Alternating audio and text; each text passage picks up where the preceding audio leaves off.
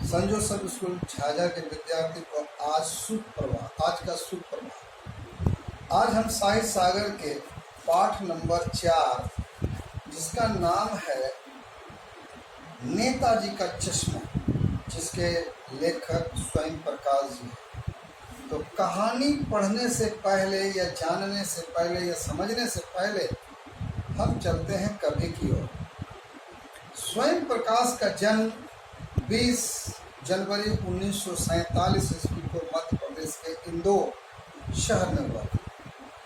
इनका बचपना राजस्थान में गुजरा। वहीं से मैकेनिकल इंजीनियर की पढ़ाई की और फिर इंडस्ट्रियल्स औद्योगिक प्रतिष्ठान में नौकरी करने लगे।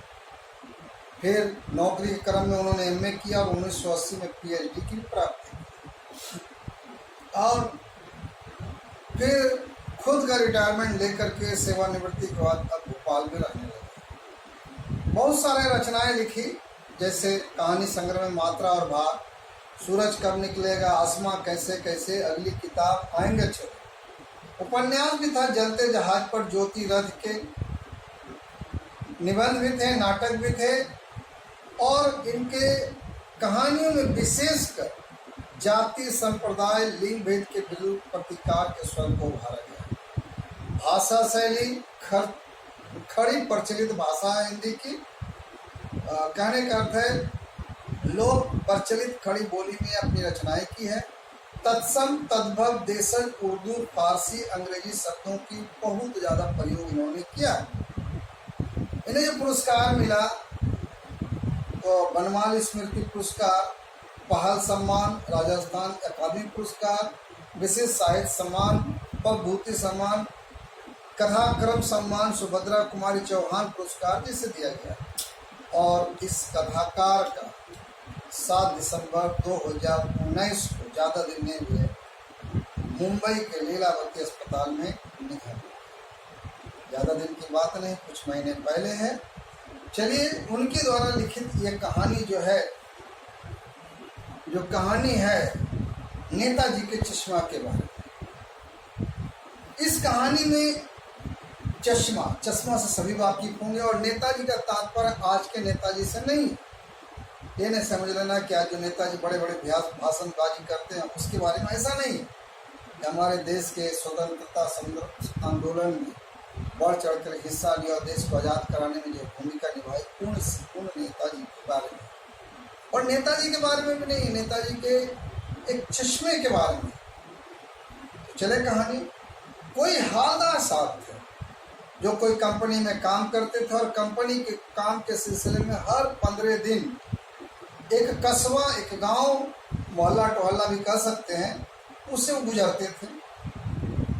वो गांव या कस्बा बहुत बड़ा नहीं था जिसे पक्का मकान कहा जा सके।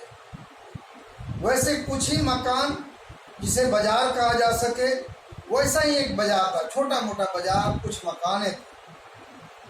कस्बे में लड़कों का एक स्कूल था, एक लड़कियों का भी स्कूल था, अलग अलग। पहले जमाने में तो ऐसा ही होता था। उसी कस्बे में सीमेंट का छोटा सा कारखाना भी था। 2 ओपन एयर सिनेमा घर थे, यानी मनोरंजन के भी साधन वहाँ पर थे कि लोग सिनेमा घर, कोई बड़ा सिनेमा घर नहीं बना तो खुला खुला पर्दे पर दिखाने वाला। एक नगर पालिका भी थी। नगर पालिका कुछ न कुछ उस कस्बे में बनाया करती थी। कभी कोई पक्की सड़क बनाती, कभी कुछ लोगों के लिए, आने जाने वाले के लिए, वहाँ के लोगों के लिए पेशाब घर बनवा दिए, कभी कबूतरों को रहने के लिए छतरी बनवा दी, तो कभी सम्मेलन करवा दिए। यानी कुल मिलाकर नगर पालिका कुछ न कुछ काम उस कस्बे के लिए कर दिया करती थी। वैसे बड़ा मुश्किल होता है इनसे काम करवाना।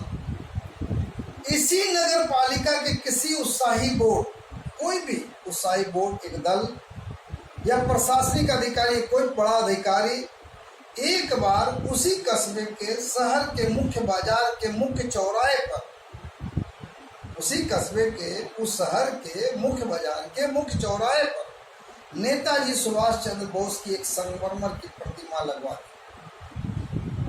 चलो देशभक्त को याद करें। और उसी को याद करते हुए उस कस्बे में नेता सुभाष चंद्र बोस की एक प्रतिमा लगवा दी, वो भी संगमरमर की।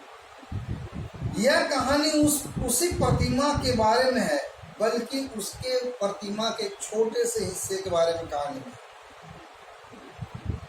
पूरी बात लेखक कहता पूरी बात तो पता नहीं, लेकिन लगता है देश के अच्छे मूर्तिकारों की जानकारी नहीं होने और अच्छी मूर्ति की लागत अनुमान और उपलब्ध बजट से कहीं बहुत ज़्यादा होने के कारण काफ़ी समय वहाँ को यानी अनिश्चितता का दौर होता रहा।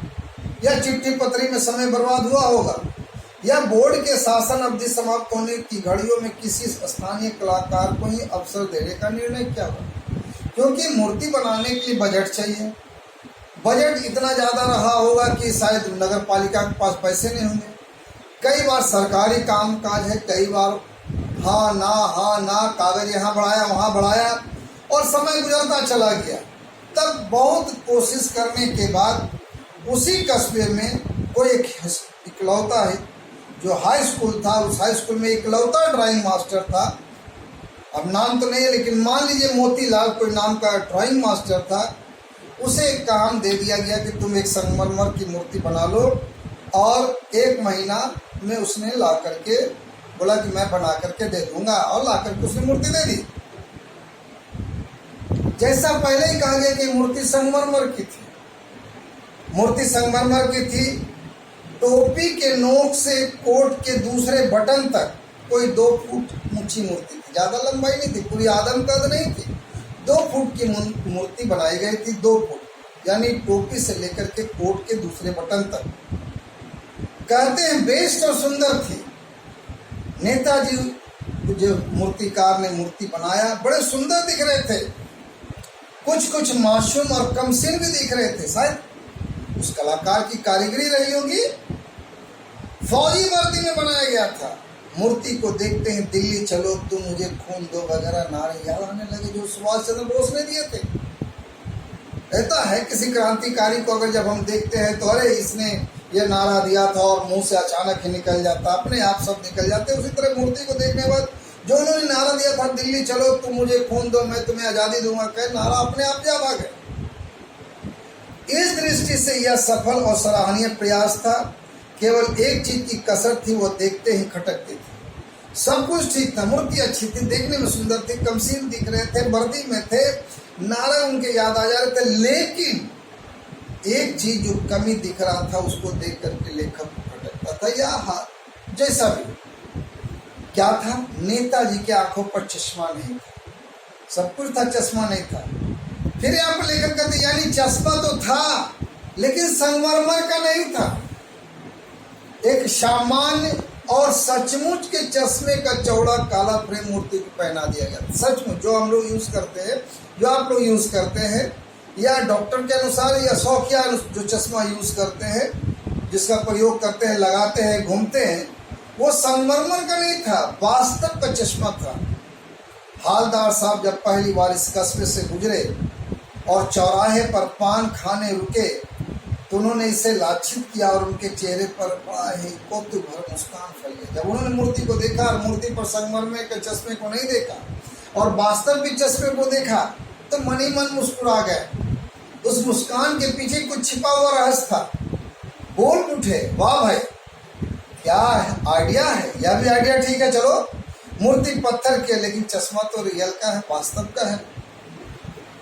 जीप कस्बा छोड़कर आगे बढ़ गए, तब भी हालदार साहब इस मूर्ति के बारे में सोचते रहे। अंत में सोचते सोचते इस निष्कर्ष पर पहुंचे, चलो कुल मिलाकर कस्बे के नागरिकों का जो काम किया, जो मूर्ति को लगाया चौराहे पर, एकदम से सराहनीय काम है, बहादुरी का काम है, हिम्मत का काम है, और इन लोगों को जितनी प्रशंसा की जाए वो कम है। कम से कम देश आज़ाद के आंदोलनकर्ता को या देश को आज़ाद कराने वाले की मूर्ति लगा के उसे तो याद किया। महत्व मूर्ति के रंग रूप के या कद का नहीं था, उस भावना का था, वरना तो देशभक्ति भी आजकल मजाक की चीज होती है।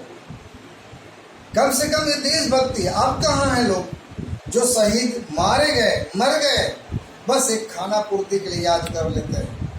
भगत सिंह, चंद्रशेखर आजाद, गुरु, न जाने कितने सारे मर गए देश को आजाद कराने में, अनगिनत इतिहास भरा पड़ा है। कहाँ लोग याद करते हैं। बहुत ज़्यादा हुआ, जिसके है नाम वो उस एरिया के लोगों ने मालार्पण कर दिया, हो गया। देशभक्ति तो कुछ है ही नहीं। दूसरी बार जब हालदार साहब उधर से गुजरे तो उन्हें मूर्ति में कुछ अंतर दिखाई दिया। जब तू हर 15 दिन बाद गुजरते तो फिर उन्होंने देखा, अचानक मूर्ति की ओर नजर गई तो परिवर्तन देखा। क्या बदलाव देखा? ध्यान से पाया कि चश्मा दूसरा है। पहले मोटे फ्रेम वाला चौकोर चश्मा था, मोटे फ्रेम वाला, जैसे लोग पहनते हैं, सबके अपनी अपनी इच्छाएं होती है, अपना शौक होता है। अब तार के फ्रेम वाला गोल चश्मा, जैसे बच्चे लोग गोल चश्मा बना लेते, तार को मोड़ मार कर, उसी की तरह था। हाल साहब का कौतुक यानी हैरानी से देखना, वाह भाई क्या आइडिया है। मूर्ति कपड़े बदल नहीं सकती, लेकिन चश्मा तो बदल ही सकती है। ये हालदार साहब का बयान था। मूर्ति की जो ड्रेस बनाया गया था, फौजी पोशाक जो बनाया गया था, वो नहीं बदला, लेकिन चश्मा बदल गया।